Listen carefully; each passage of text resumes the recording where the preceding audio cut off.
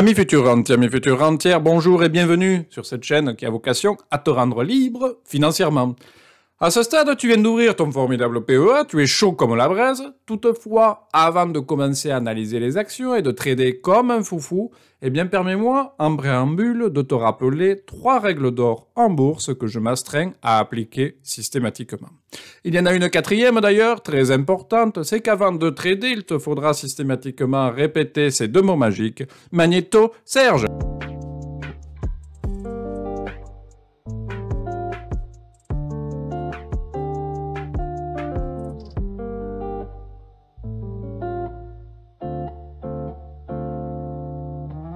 Avant de tout te raconter, je te rappelle que je te dévoile en toute transparence ma méthode personnelle, que j'applique à mes investissements, mais je ne peux en aucun cas te garantir le résultat, ne connaissant pas moi-même mon futur résultat.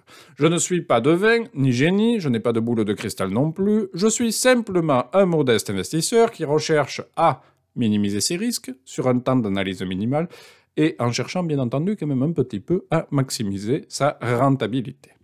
Donc c'est parti pour les 3 règles d'or, dont voici la première. On investit progressivement. Et pourquoi on investirait progressivement? Eh bien tout simplement parce que si tu regardes la tronche de la bourse sur plusieurs années, tu verras effectivement qu'au général ça augmente, mais que ça fluctue quand même pas mal. Donc étant donné cette belle fluctuation avec de magnifiques hausses, de magnifiques baisses, tu te rends compte qu'en investissant eh bien tout simplement progressivement, tu dilues naturellement le risque de ton investissement.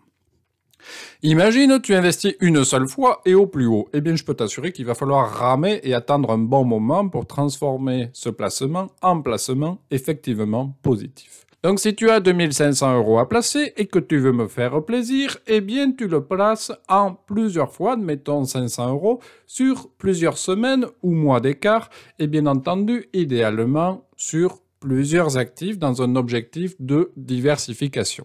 Et tout ça, naturellement, ça va minimiser le risque de ton placement.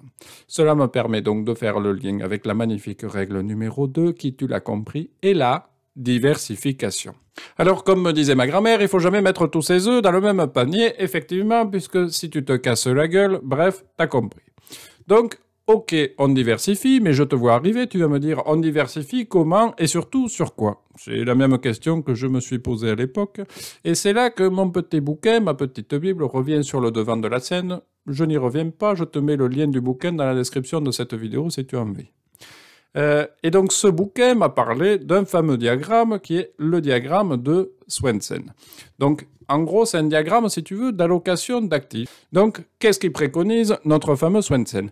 Eh bien notre fameux Swensen, il te propose tout simplement qu'en gros il te faut 30% d'actions nationales, 15% d'actions internationales des pays développés, 10% d'actions des pays émergents, 15% de fonds immobiliers, SCPI, tout ça, et 30% d'obligations d'État.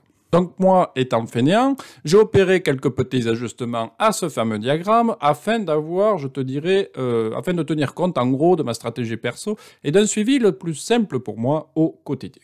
Par exemple, je n'investis pas sur les fonds immobiliers car j'investis déjà dans l'immobilier en direct.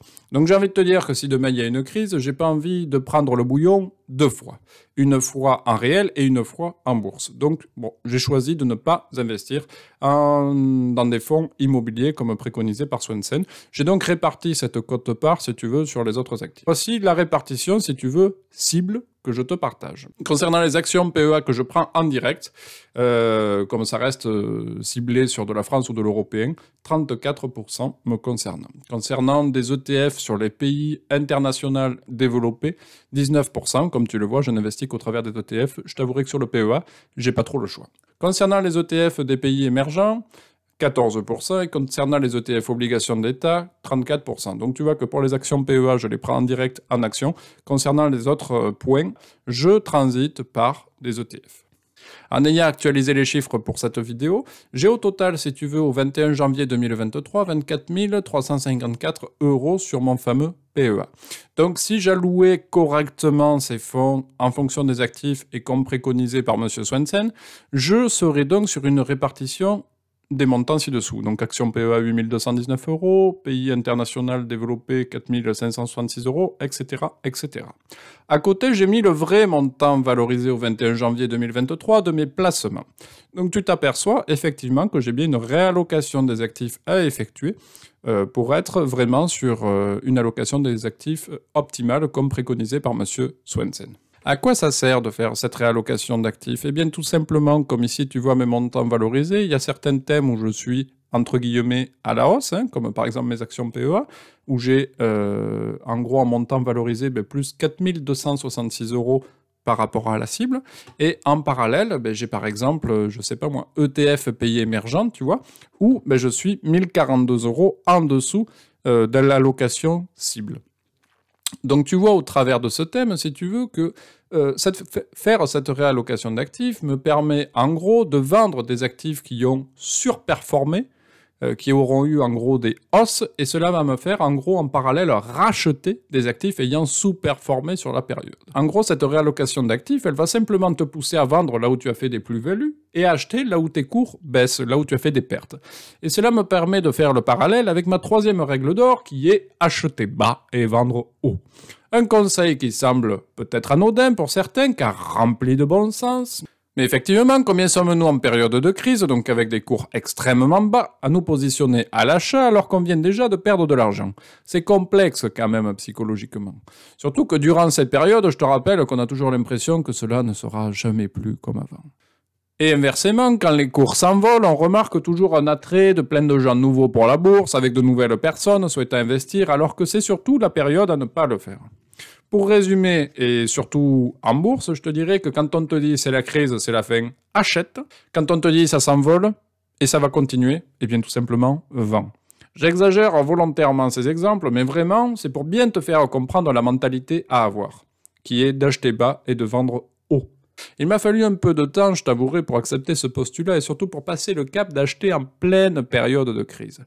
Toutefois, il est vrai qu'une fois qu'on a fait quand même une analyse fondamentale propre sur une action, sur une valeur, et qu'elle nous semble relativement solide, pourquoi douter au fond? Surtout qu'on s'aperçoit vite que les crises, elles font partie quand même de notre économie, que ce soit en bourse ou en immobilier. Une bulle arrive, elle fait monter les prix, elle éclate, tout retombe et ça repart de plus belle. Voilà, j'ai fini pour ces 3 règles d'or qui, je te rappelle, sont la première, investir progressivement, la seconde, la diversification et la réallocation d'actifs à minima 1 fois par an, et la troisième, acheter bas et vendre haut. Donc, si ce petit contenu t'a plu, je t'invite à t'abonner et à me mettre un petit pouce bleu, je te remercie pour ton soutien, et c'est le moment de la citation inspirante qui reste, je te dirais, dans la logique de la règle numéro 3, acheter bas et vendre haut. Puisque je vais te citer une phrase extrêmement connue en bourse dont je ne suis pas parvenu malheureusement à identifier l'auteur. Il faut acheter au son du canon et vendre au son du violon. À bon entendeur, salut!